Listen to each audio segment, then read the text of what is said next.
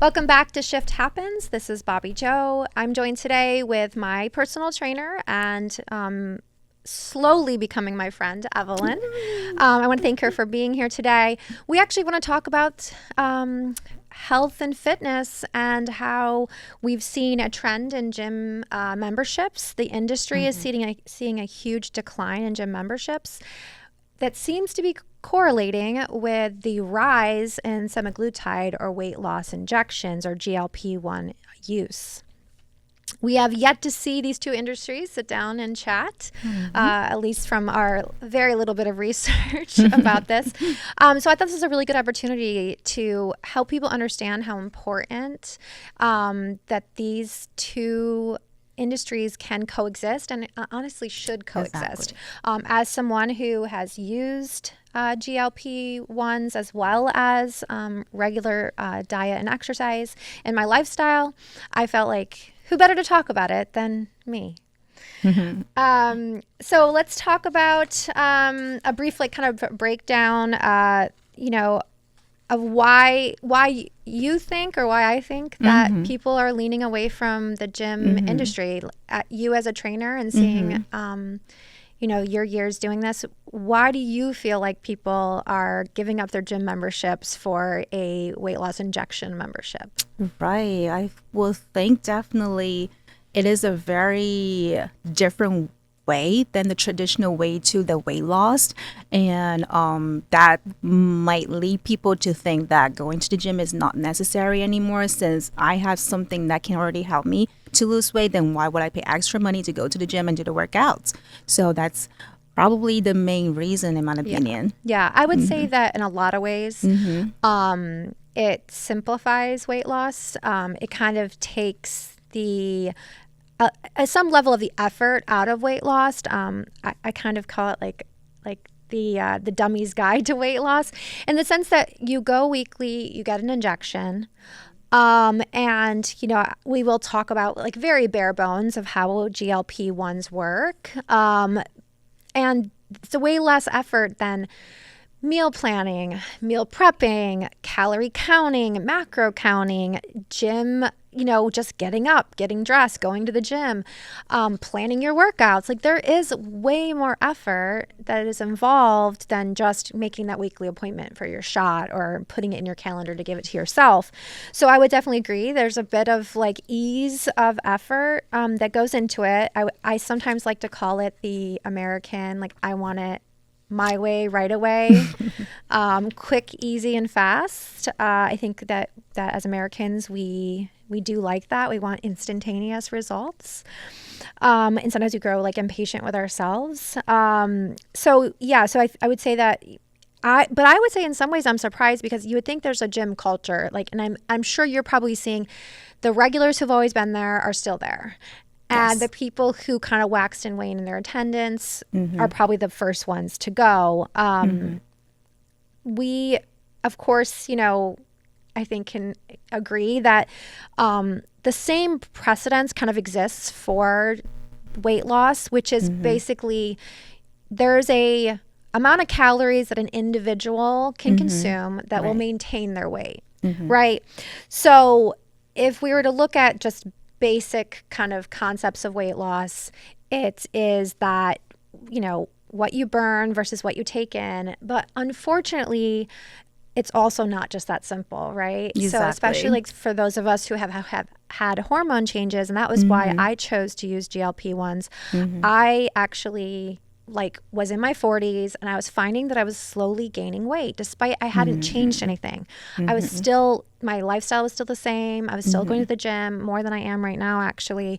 And hence why I hired Evelyn to force me to go. And then I was gaining weight, and I felt like, well, I'm not changing anything. I'm still eating the same calories. I'm still going to the gym and putting in the same effort, but I'm still gaining weight. I'm not maintaining like I used to. And so, kind of getting that extra little, advantage, so to speak, with GLP-1s, I felt like was, something I was willing to try. I also like to experiment on myself as an owner and as a medical professional before I give it to my patients, right? I Right. want to make sure I understand what they're going through. As far as GLP-1s go, in case anyone didn't know this, it's very simple. It is a type of peptide, aka hormone. I do explain to people that peptides do make up hormones, but it does decrease appetite. It doesn't make it go completely away. It also slows gastric emptying so that food stays in the stomach longer, but also makes you feel full longer, right? Your stomach size tends to shrink. They sometimes call it a chemical gastric bypass. So like people would traditionally try to do gastric bypass surgery, which involves going in and actually cutting the stomach and making the stomach smaller so that you can consume less. But even with gastric bypass surgery, I don't know if you actually know the statistic about it, but you know, insurance covers it, right? Oh, really? Yes. So if you meet certain criteria, insurance will pay for you to get gastric Like bypass if you're surgery. like actually very overweight, and they will pay for Well, it. yeah, you don't even have to be very overweight. Like I want to say as long as you're classified as obese, which would put you in a BMI over 30, that you have some coexisting diseases, whether that's sleep apnea, hypertension, coronary artery disease, diabetes, something like that, then you would potentially qualify. Now, the exact Right. qualifications for one insurance versus another, I'm not going to say that because one, that can change.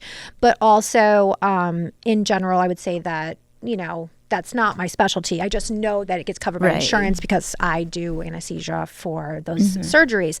However, they're actually finding in 10-year studies that focus on people who are now 10 years out from the gastric bypass, a significantly low percentage that are actually like have lost weight. So some people can lose like 100 pounds. 10 years later, they've gained it back and sometimes more.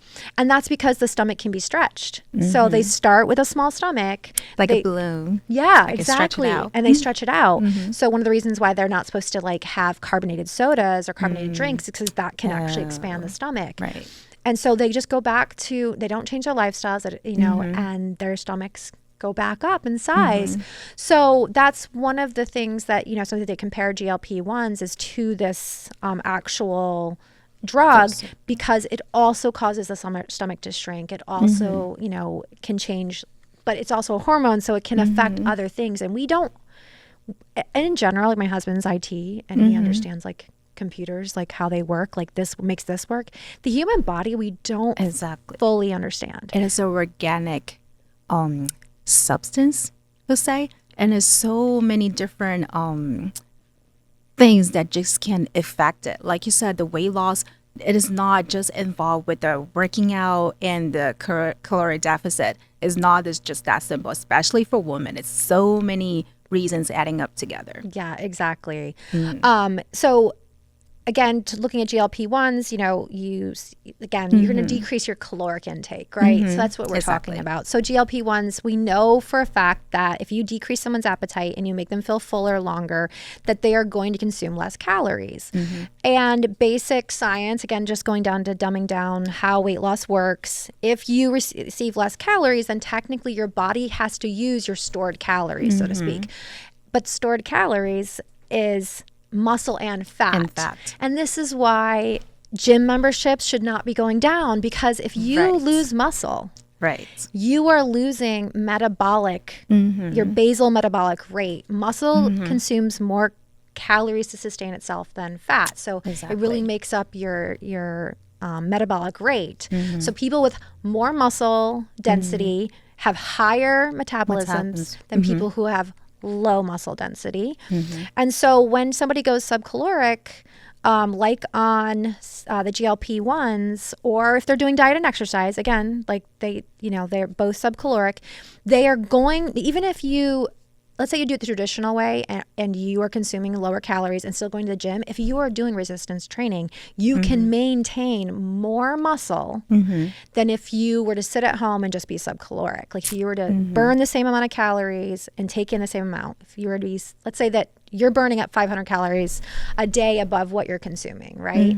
Whether that's gym or not, you're subcaloric and you're going to burn something. But if you go to the gym and you lift weights, Yes. And then you can actually burn some more calories. yeah, And in the consequences, you can also gain muscle. right. But at the end of the day, I think there's a lot of people that don't understand how important muscle is. It is that going to the gym and train the muscle is not just about how it looks. We don't want to be, like Popeye, everybody, and we don't want to be the Barbie, like a very strong Barbie. But it is all about functional. Our body needs to be functional, but how to make those functions is by the muscles, and the muscle support how you move, how you feel, and then of course how you look as well. And then inside the body, like you said, it's the metabolism rate as well. So that's what we really need to understand, why we need to go into the gym and keep doing the resistance training. Yeah. So some people love to be runners, and God bless the runners out there. But there's really good studies on actually women and resistance training. So women are at higher risk for osteopenia, osteoporosis, which is basically bone density. Right. And what they found is the bones actually get more dense and stay thicker longer when you put resistance to it. So your muscles are attached to your bones, and by moving your muscles, you're actually putting resistance on your bones, which makes them thicker, right? Exactly. Longer.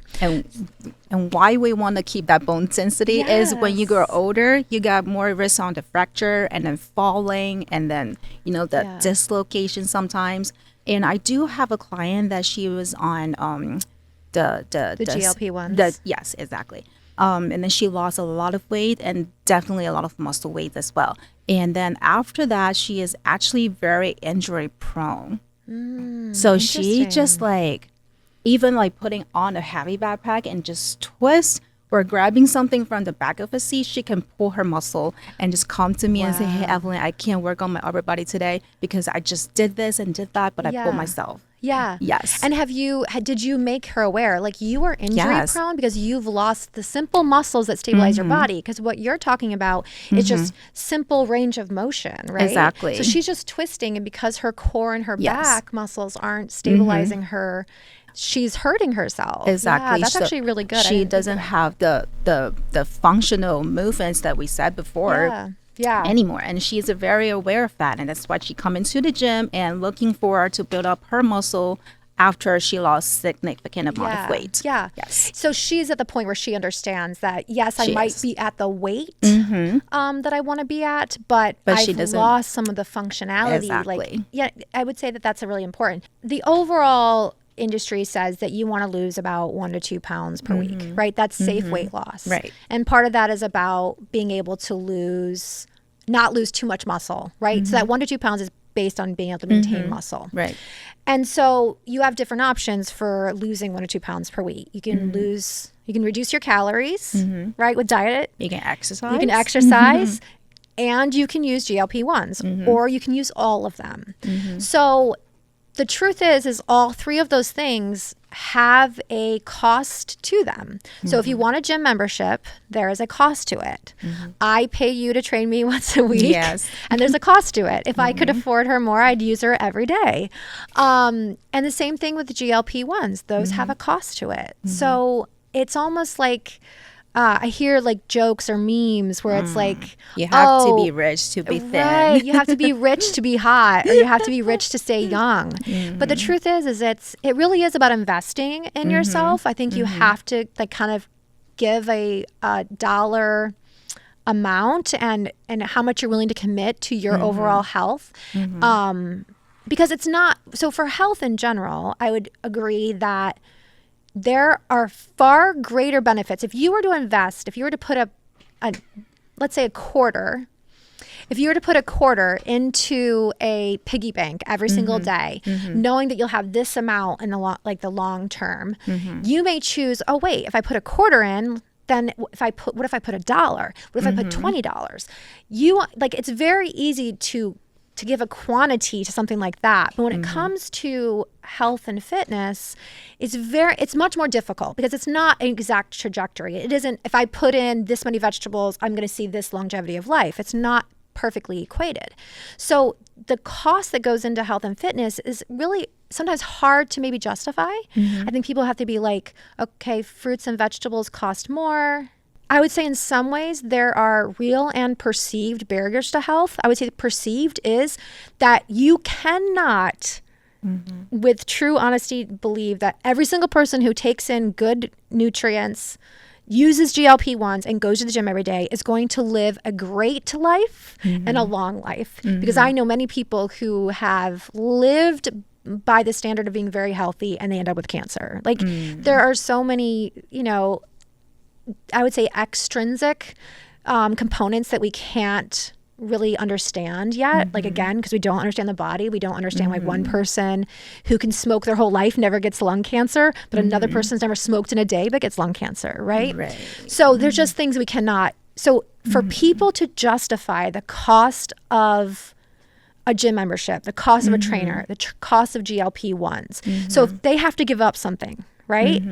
And they just want to be thin and feel good about themselves, they're choosing at this point, based on the statistics we're seeing, they are choosing GLP-1s because they know for certainty that they can be this weight by paying this amount versus going to the gym, putting in all the effort and buying the healthier food. Yeah, healthier foods.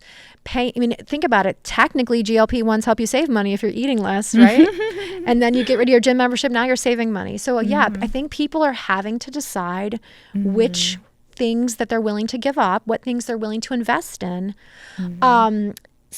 But I would love to talk about some of our real barriers to health.